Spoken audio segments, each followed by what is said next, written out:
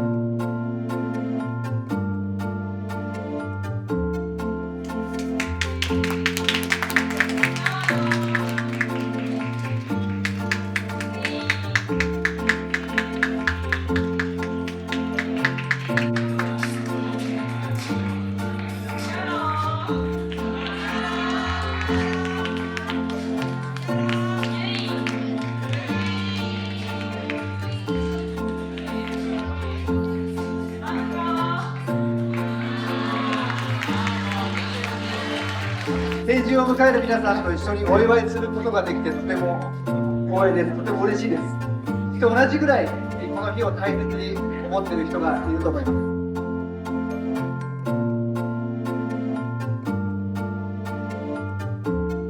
んなはスペシャルで素晴らしい存在だから、ぜひ自信を持って楽しんでください。皆さんよりお言葉です。皆さんお願いします。Thank you very much for your lovely voice. Next, words from a new adult. 人生を力強く進んでいきましょう。本当にありがとうございました。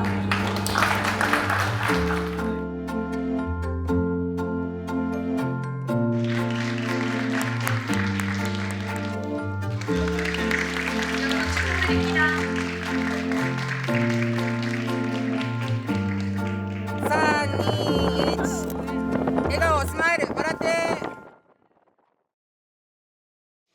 クルナビ。さあ、改めて新成人の皆さん、おめでとうございます。この素晴らしい一生に一度の経験をもとに、素晴らしい航海を引き続き楽しんでね。さあ、ではですね、この南極が終わった後はいよいよチリのプンタアレナスという寄港地に到着するんですよ。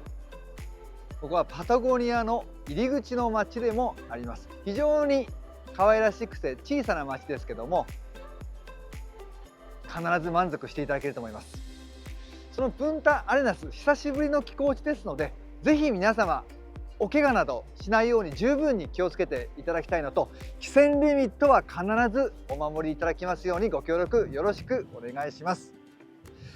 では本日のクルナビはここまでとさせていただきます。そしてなんと早速南極の映像が届いています。映像チームの皆様ありがとう。ちゃんとしたダイジェストは別日でちゃんと設けますけども、取り急ぎこの映像をご覧いただければと思います。さあ、では南極で行きますよ。クルナビポーズいきますよ。南極で来るナビ、ありがとうございました。みんなもありがとう。南極最高、やったー。くるなび。